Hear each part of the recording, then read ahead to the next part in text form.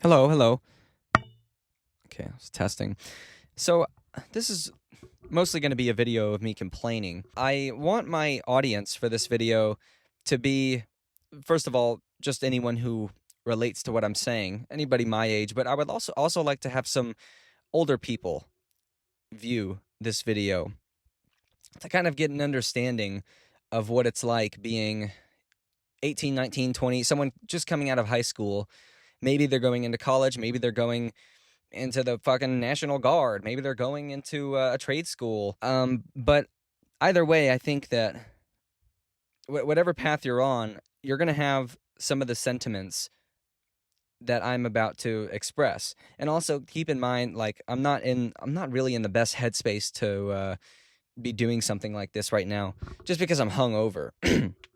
But anyway, really neither here nor there. So I have a few bullet points right here. This isn't really this scripted video. This isn't a scripted video. So median home price in the US is $420,000.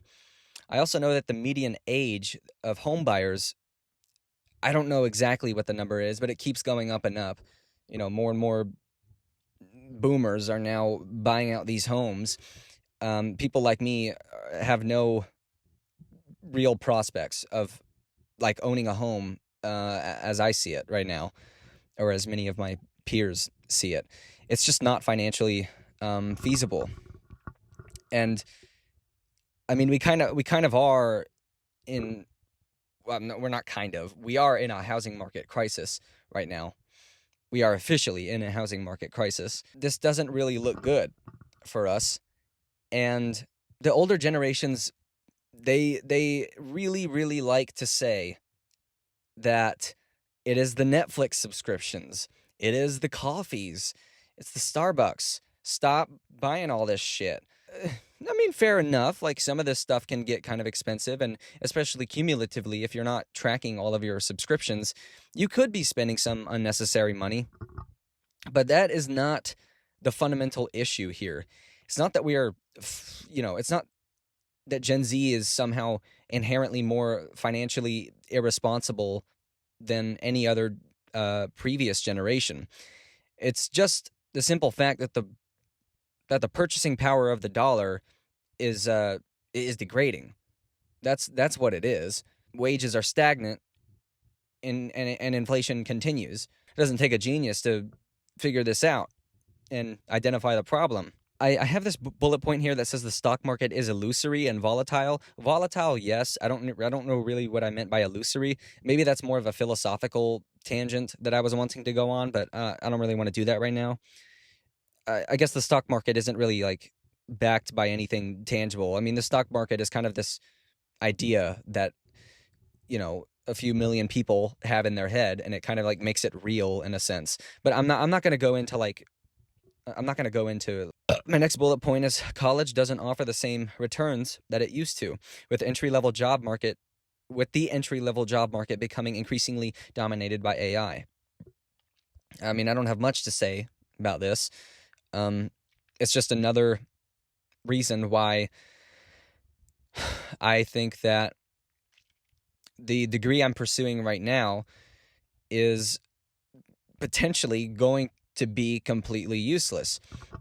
It's hard to say what degrees are going to be useless and what aren't going to be useless, but I saw a statistic the other day that, like, men coming out of college, or maybe it was everybody. Actually, no, women have a little bit more of an advantage in college right now because they tend to get degrees that like are oriented around helping people, nurses and psychologists or whatever. I don't know, which AI can't really do yet. But for men, it is certainly the case that college degrees are becoming increasingly useless.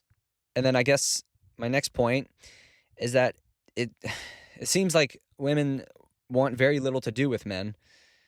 And the sex's respective algorithms, that is, on the devices, teach them to hate each other. So I guess I really could have put men and women here, because men are being radicalized on one bubble of the social media algorithms. Women are being radicalized in another bubble, and obviously these two bubbles are isolated from each other, and they have mutually exclusive ideologies. And so it's not like you can get into the mind of the opposite sex who has been radicalized as much as you have, and like understand where they're coming from when they're saying, you know, XYZ about not trusting men or not trusting women, whatever. The birth rate is at an all-time global low, with almost every country in the EU falling below the replacement birth rate of 2.1. I'm not an economist. I don't really know what this is going to do to the economy.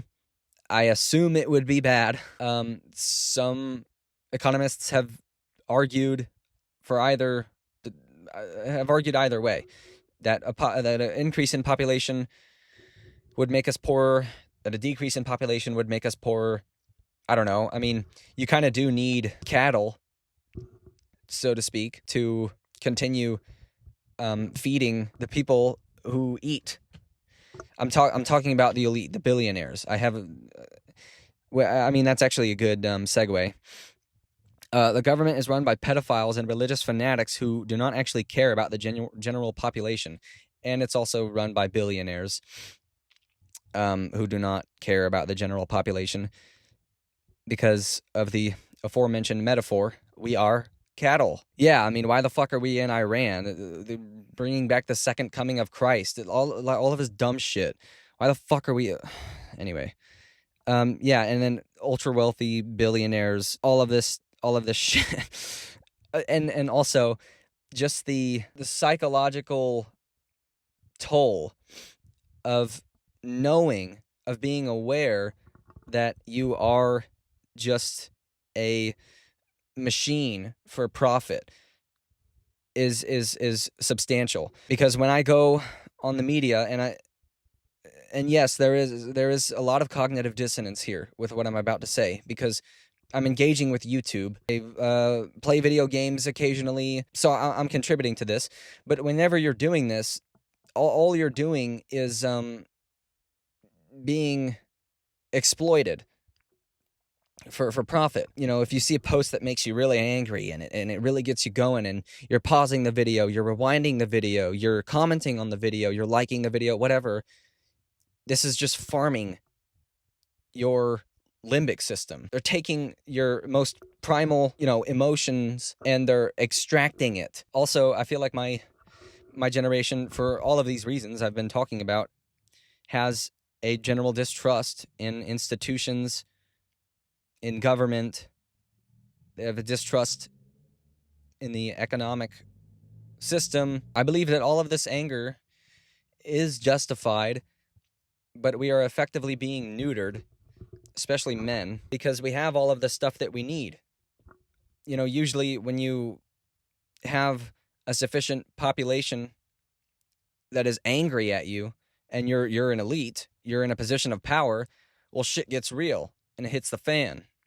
And usually men start to flip the table, and they fucking, execute you. So, it's like French Revolution stuff, right? So that hasn't happened yet, though. Government has tanks and helicopters. What am I going to do? I don't know. I don't want to leave you with a bunch of negative shit. That's never my goal. I would just say that it is still important to try your best to foster genuine human connection. I know it's hard.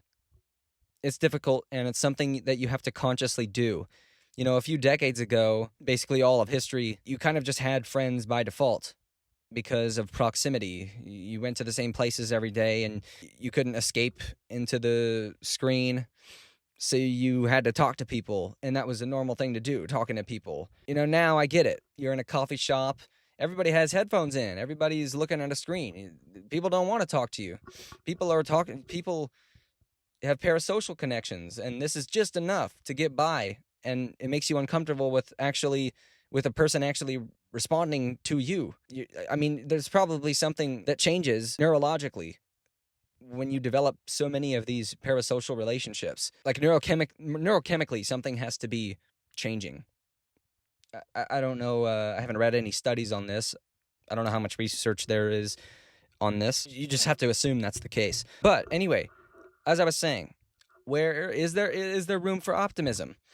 Well, first of all, I would say that yeah, you need to try and foster genuine human connection. You need to have a space, a third place slash space where you can go frequently and you can be exposed to the same people over and over again, maybe weekly, clubs. I know this is very generic advice, but it's true. You have to have a schedule around this type of stuff if you really want to develop any sort of connection or friendship, or even a girlfriend, boyfriend, whatever. You can go somewhere active, climbing gyms. You can go somewhere artsy, museums. Find places where there is going to be people who match your set of values that you hold. Because all of this macro stuff, you should be concerned about it to some extent, but not so wrapped up in it that it becomes paralyzing. And that's how I get sometimes. I don't know what to do about this. I don't know what to do about this stuff. What am I going to do? I could sit here and talk to YouTube, but I don't know. I mean, how many people are going to watch this video? Well, I mean, we'll see, but I don't know, man.